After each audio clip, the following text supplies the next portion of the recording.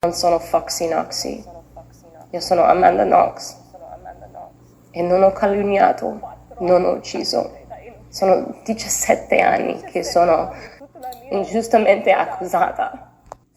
I am not Foxy Knoxy, I am Amanda Knox. And I did not slander, I did not kill. I got nightmares in my head, I fear. Thoughts build up until I can't hear. My mind fills up into a creature, and it haunts me somewhere much deeper. I got nightmares in my head, I fear. Thoughts build up. Hello from North Myrtle Beach, and welcome to True Crime Rocket Science, the most authentic voice in true crime. As some of you know, I've written multiple books on the Amanda Knox case, a trilogy apiece, plus I've done quite a few series on YouTube dealing with Amanda Knox in quite a lot of detail. This analysis promises to have the same sort of insights. I'm a victim, Amanda Knox said earlier this week. Strange, I thought the victim in this case was Meredith Kercher. I thought the victim in this case was Patrick Lumumba. I will come back here as many times as I have to fight against this injustice, she said. But what she's saying now in June 2024 is the complete opposite of what Amanda said in January 2014, 10 years ago. She said, I'm definitely not going back to Italy willingly. They'll have to catch me and pull me back kicking and screaming into a prison that I don't deserve to be in.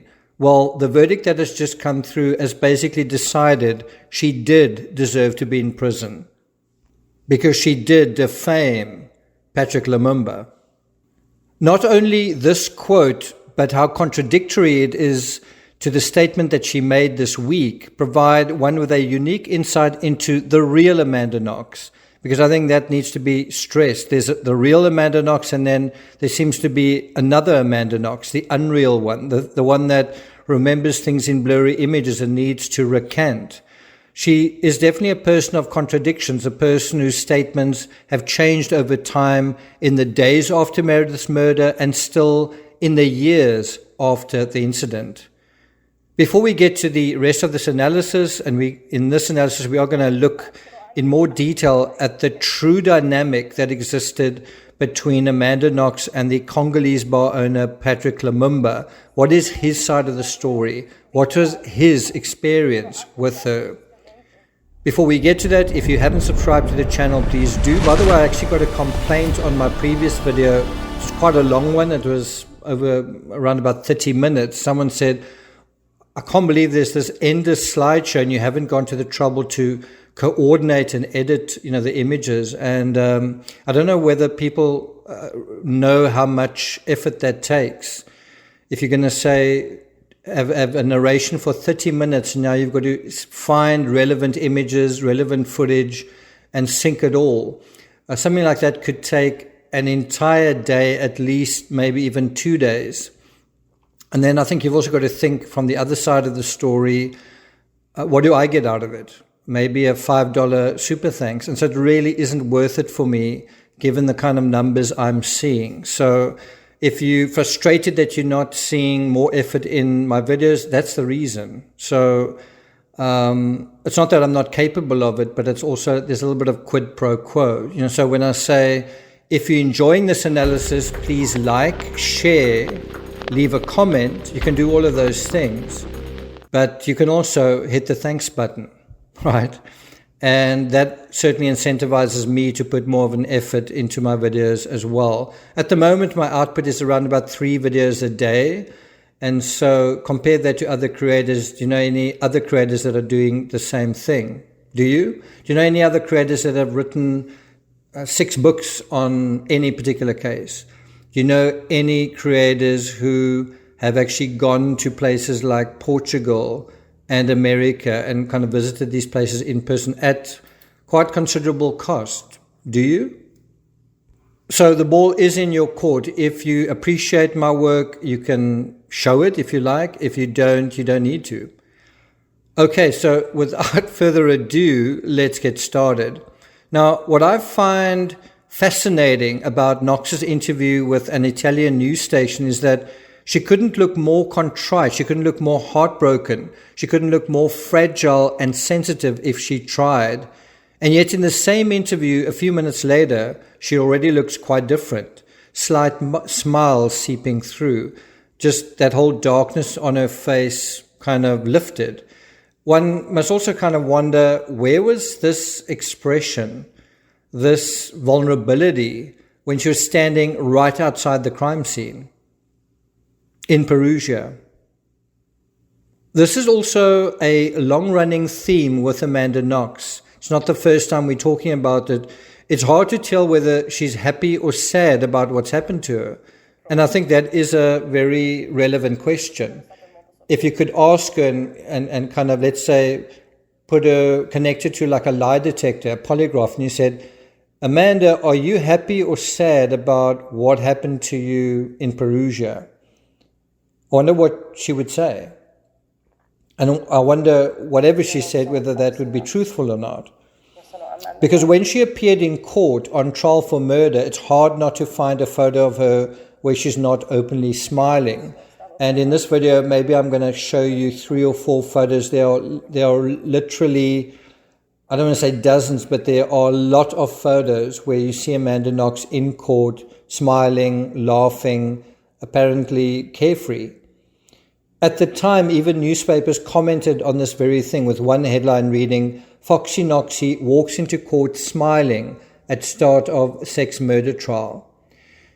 And then look where we are now, 17 years later, after a wedding, podcast, she's given birth to 2 children, and she's taking the social media world by storm. She's popular, she's got over 100,000 followers, and now suddenly she's a quivering wreck all over again. So which is it? In a similar vein, I think when it comes to trying to figure out who one really is beyond words, beyond smiles and tears, one has to look at actions, because actions speak louder than words. And I don't think it's really more evident than in true crime that actions speak louder than words. You can knock someone over with a car, you can commit murder, and then you can try and cover all of that up with words and excuses and sort of manipulative statements. But what really happened? Well, those actions speak louder than words. And so here's a very simple question. Did Amanda Knox attend the candlelit vigil for Meredith Kercher? Patrick did. Meredith's friends did. Did the person closest to Meredith attend her friend's memorial service? What do you think the answer is? The answer is no, but I suppose one does have to add what was going on that same day, November 7th. And so if we go to an article to address this question, to find the answer, well, this is what we find. Quote, a student from Seattle has reportedly given a partial confession to Italian authorities investigating the brutal stabbing death of her exchange program roommate. Police Chief Arturo De Felice from the Italian city of Perugia told the BBC this morning that Amanda Knox, 20, told investigators that she heard Meredith Kercher, a 21-year-old British citizen, scream the night she was murdered. De Felice told the BBC that Knox had given a partial confession, but kept changing her story. That part is in the media narrative and needs to be emphasized. Kept changing her story. Now, by saying that she heard Meredith scream at the time that she was murdered, Knox basically placed herself at the scene. In her own words, written down, she placed herself at the scene. So perhaps Knox couldn't attend the vigil, but did she ever hand out flyers then? Because Patrick did.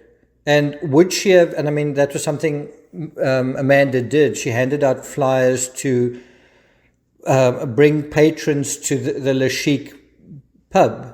And so did she hand out flyers? Patrick was handing out flyers. Did she hand out flyers? I mean, was she actively trying to remember Meredith to the folks that were there? I mean, the media was going nuts. all everyone's attention was on Perugia, was Amanda honoring her friend? Also, would she have attended if she could? Has Knox, for that matter, ever visited Kirch's grave and paid her respects? I mean, if she's sincere in all of this, then you'd think that she sincerely acknowledges the real victim in this case, someone who's been far more victimized, someone who lost everything, Meredith Kircher. Has she paid her respects to her? And the answer to that is also no. But apparently she said 11 years ago that she wanted to visit Meredith's grave. That, let's say, she tried to, she wanted to, that was what she would have liked to have done. Okay, but has she? It's one thing to talk is cheap. I'd like to do it. Well, did you? Another thing to look out for with Amanda is just how different she can and has appeared over time. This contrast was not only clear during her early trials, where she went from a sort of a hippie, casually goofing around in court. She had that sort of look, the sort of carefree hippie American, wearing a shirt like "All You Need Is Love" to court, to the more smartly dressed student. It was a totally different appearance. And I mean, it was not just on one day.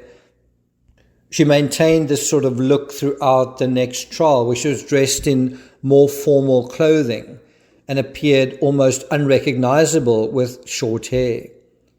But there's also the Knox that emerged after the trial.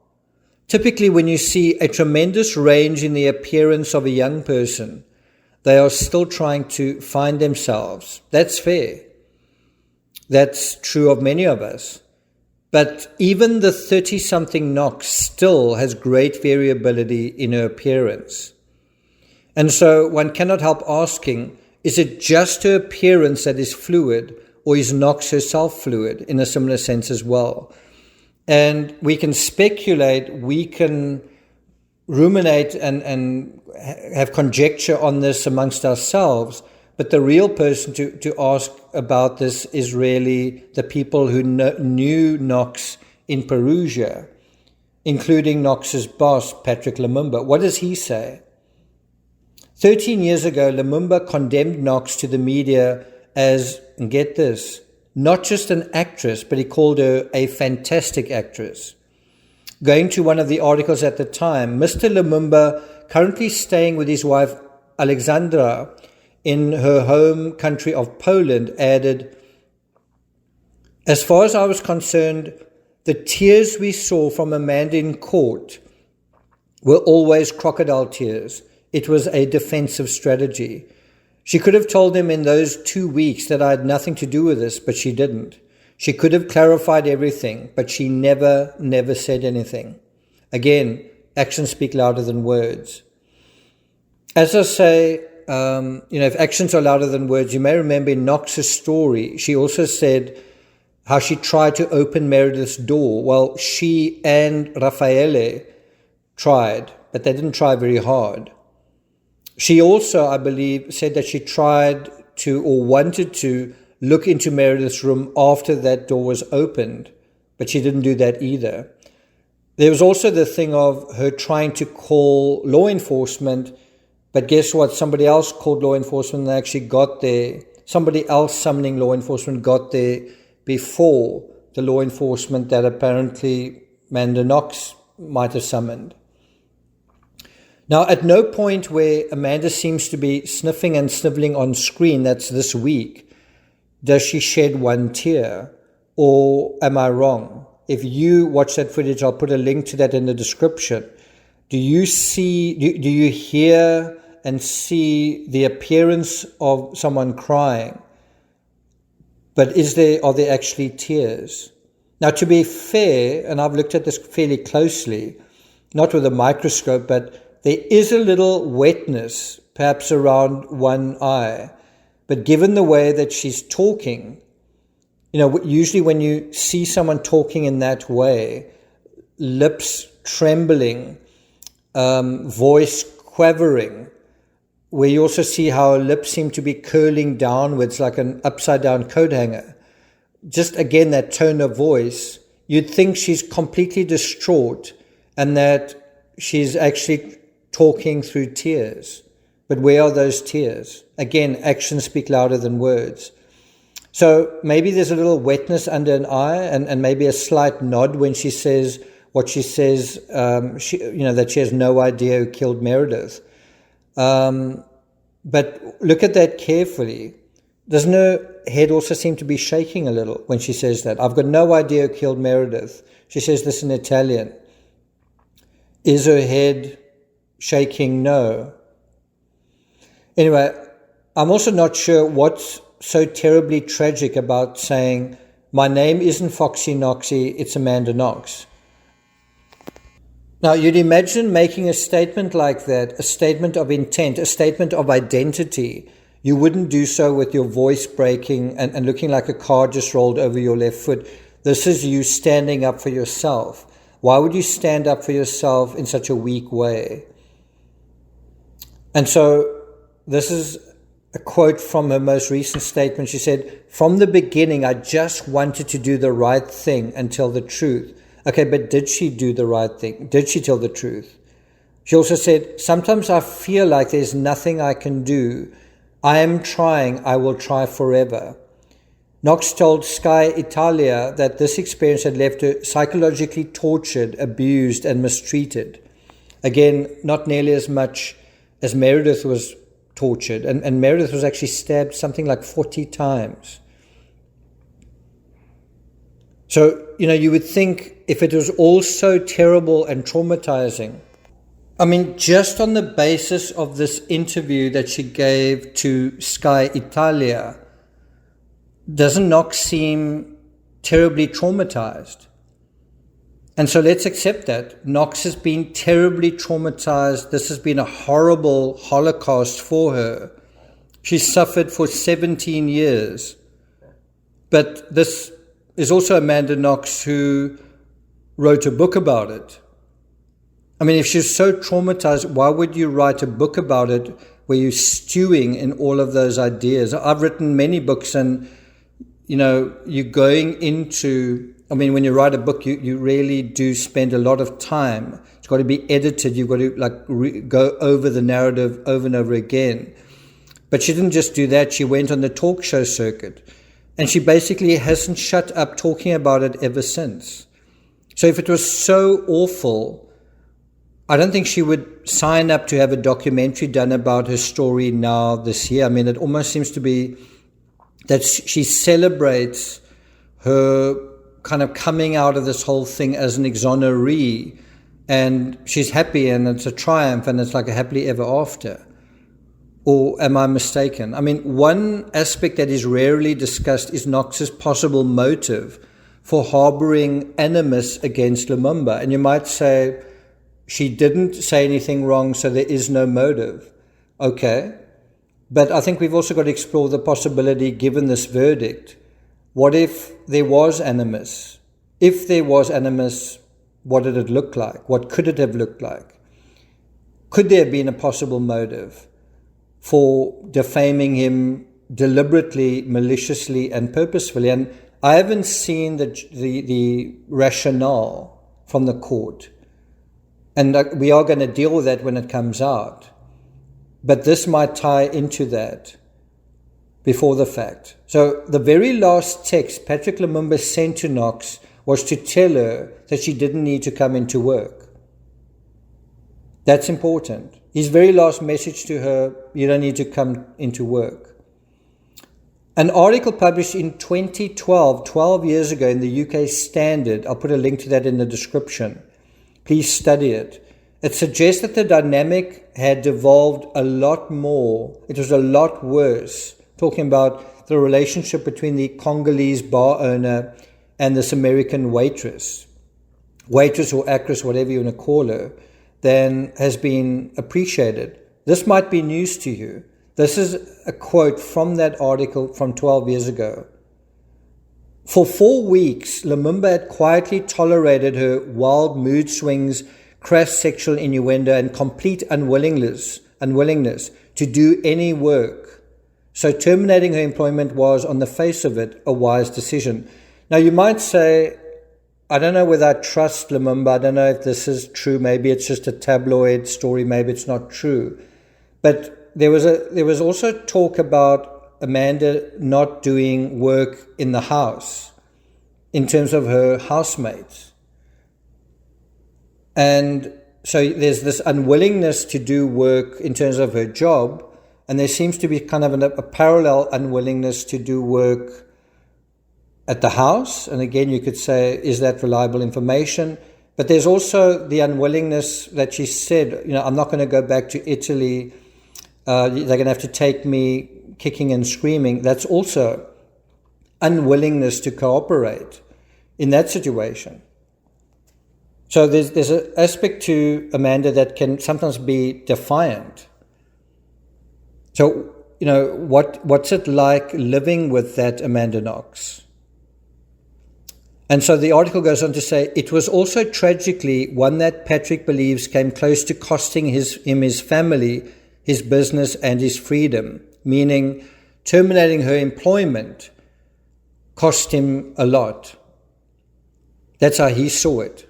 So according to the article, for just a week later, he believes 20-year-old Amanda took revenge on him apparently firing her by framing the 38-year-old Perugian club owner for the murder of her British friend Meredith Kircher.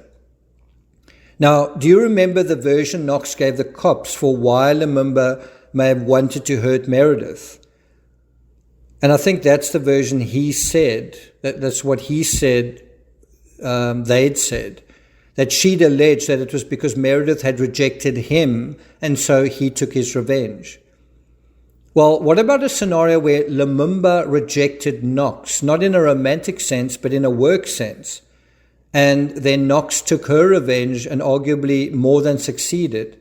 She more than succeeded in sending the club owner packing. Let's face it, Knox didn't only suggest Lumumba was near the house, but also that he was inside the house, but also that he was present when Meredith was murdered. But on top of all that he raped her as well, that he raped Meredith as well. Pretty damning allegations. And I mean, this is a married man, this is a father. To have all of these headlines slapped on the national news. And so the article goes on to say, Meredith, this is Lumumba talking, Meredith was a natural charmer, a beautiful girl who made friends easily and effortlessly received attention wherever she went. And Patrick said this while he was sitting beside his pretty Polish-born girlfriend of 6 years, Alexandra Kania. She's 28, and their 19-month-old son, David. And then he compares Amanda to Meredith, and this is what I don't think we see enough of. Meredith, the kind of person she was, the kind of social clout she had, her kind of social status, her agency, and then compare that to Amanda, who was a year younger. And so this is what Lumumba said. Amanda tried much harder, right, to make friends, to get attention. But ultimately she was less popular than Meredith. What does that feel like, to be outshone by somebody else? Did Amanda feel that Meredith was more beautiful? Did other people think that Meredith was more beautiful? Did other people like Meredith more? And so Lumumba said, I didn't realize it at the time, but now I see that she was jealous, meaning now I see that Amanda was jealous. Well, jealous of who? Isn't he suggesting that Amanda was jealous of Meredith? Lumumba says she wanted to be the queen bee, meaning Knox wanted to be the queen bee. And as the weeks passed, it became clear that she wasn't. What's he saying? As the weeks went by, he understood that Knox wasn't the queen bee in her situation. Meredith had far more friends. There were far more boys interested in her. Meredith was far more kind of on the ball. Meredith was the queen bee, and Knox didn't like it. That's what he's suggesting. She hated anyone stealing her limelight, and that included Meredith. That's Lumumba's assessment. Do you think he's right? Wow, already 25 minutes gone by. Okay, so 17 years later, Knox has what I think she's always dreamed of, the limelight. And now she's the queen bee in her own show. And so the article goes on to say the following day, he employed Amanda to collect glasses for 2 shifts a week from 10 p.m. to 3 a.m. But he soon realized that she was more interested in making herself available to his male customers than making herself useful at the bar. The article quotes Lumumba saying, "Every time I looked around, she was flirting with a different guy. I'd tell her off, she'd smile sweetly and apologize and be back at it within 5 minutes." That was his experience with her. She'd put her mouth so close to her conquest, it looked like they were kissing.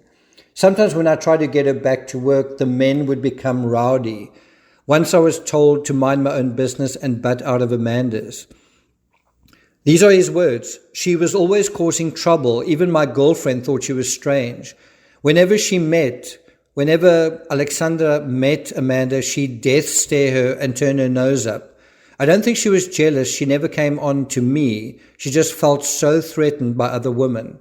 Let's repeat those words. She just felt so threatened by other women. Now, economics graduate Alexandra also kind of gave her 2 cents worth in terms of this interview. And this is what her impression was of Amanda. Amanda was so cold. She seemed like a girl who would do anything to get her way and her man. If she had wanted Patrick, I'm sure she wouldn't have thought twice about pushing me aside.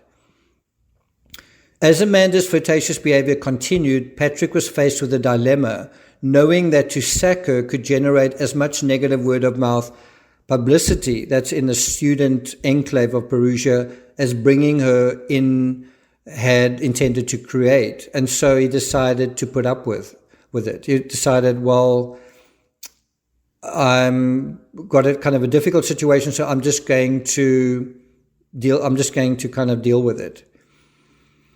Even though she'd asked to leave early all the time and got into work late so that she could call her American boyfriend, she never told me his name, but they seemed very much in love. He sent her presents and she giggled when she mentioned him. It was a couple of weeks before Patrick met Sollecito, a doctor's son from southern Italy, when he came into Le Chic. The article goes on to quote Lumumba saying, "He was with a couple of friends drinking rum and pear juice. After about 4 rounds, I spotted Amanda flirting with him. Needless to say, I wasn't surprised." And that's a very different sketch to how she describes meeting Raffaele at like some kind of concert, very civilized, very proper kind of thing. And she describes that in Waiting to be Heard. Now, what Patrick was surprised to discover was that she had started to date Sollecito. And so he was thinking, I thought her flirting was harmless. She's just flirting. She doesn't mean anything by it. But then he realized that, in his opinion, Knox was two-timing her American boyfriend. Now, I don't know. To me, that seems a little harsh. Knox was a student, and her boyfriend was his name DJ, but her boyfriend was far away in China. And I think a lot of young people do this. They go to university, and although they're in relationships, what are they supposed to do? Continue with long-distance relationships. So I would cut Knox a little bit of slack, certainly in this regard. But I do think the more pertinent question when you're talking about fidelity or infidelity is whether Knox cheated on Sollecito. Another question is whether, when Meredith left the villa, did Knox have kind of a fling with Giacomo Salenzi, who was basically Meredith's boyfriend? That's another thing to consider here. And so I think where you see Knox outside the crime scene, just after Meredith was discovered, and she looks kind of blank. There's no real emotion there. She's kissing Sollecito, but kind of almost absent-mindedly.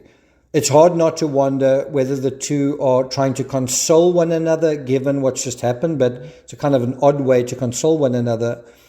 And not consoling one another about Meredith, but perhaps about a hiccup in their relationship. In any event, going back to the article, Patrick next saw Meredith at a party that he threw in the club for his employees a couple of days later. She made everyone 2 rounds of her special mojitos. She was sparkly and cheery and lifted everyone's spirits. I bumped into her again in town soon after, and I asked her if she wanted to have a spell behind the bar when I next had a female DJ playing as a kind of ladies' night. Did you know this? And so Meredith jumped at the chance, Lumumba said, and that although she'd stopped coming into Le Chic and she wasn't hanging around with Amanda much either, this is what Lumumba is saying. He said, I wasn't surprised. The two, meaning Amanda and Meredith, couldn't have been more different. Amanda, meanwhile, was, again, according to the article, becoming increasingly erratic. Lumumba says her mood started swinging from docile and lazy to hyperactive and flighty. I knew she smoked cannabis and it was impossible to predict which one she'd be. I told her I'd asked Meredith to come and work for me. So he's saying, I told Amanda that I've invited Meredith to come and work here. And this is what he says. Amanda's face dropped. And there was a big silence. And then she said, fine, and stropped off. According to the article, Lumumba said, I knew then that she was extremely jealous of Meredith. She obviously thought Meredith was invading her territory. This is just a quote from the article. By Tuesday, October 30th, Lumumba's patience ran out. He told Amanda she could carry on handing out club flyers, but could no longer work in the bar. Amanda looked at me blankly and walked away. The club was busy and I didn't see her again that evening. The next day, Amanda attended a Halloween party at the club, knocking back the free red wine. She was all over 2 American boys, Patrick said. Now, if you think about the timeline of the Halloween party, didn't she know Celestito at this point? And so Patrick says, there was no sign of Celestito and I didn't see her leave. And so what this is suggesting is that even if she was in a relationship with Celestito, she was flirting with other boys. At 3 a.m., Lumumba locked up Le Chic and went on to another club where he bumped into Meredith. I mentioned the idea of her working for me again, he said. So he basically is saying, I saw Meredith at this club and I kind of repeated, I'd like you to come and work for me. And so he says Meredith smiled at him. She said she couldn't wait, that she'd bring all her friends back to the club, the English friends, and some of her friends didn't seem to like Knox very much, Meredith's friends. And that was the last he heard from either girl. That was the setup prior to Meredith being murdered. And then what happened?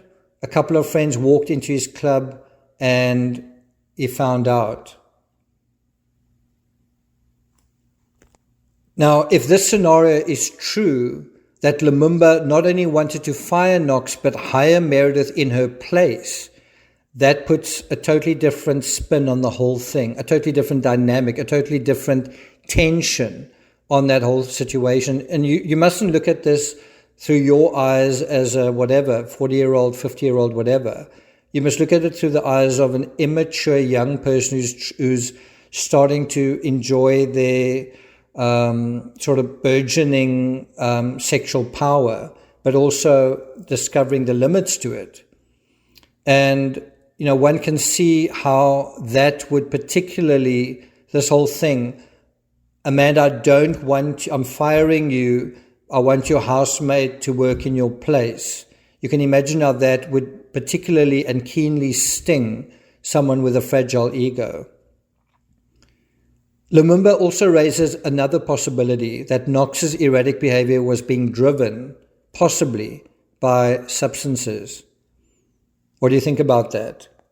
Could that aspect have kind of fired up the tension that was already there, basically put all those tensions really on the boil, really kind of set that to like a furnace setting where the outcome was going to be inevitable, like this inevitable detonation in terms of these two different personalities.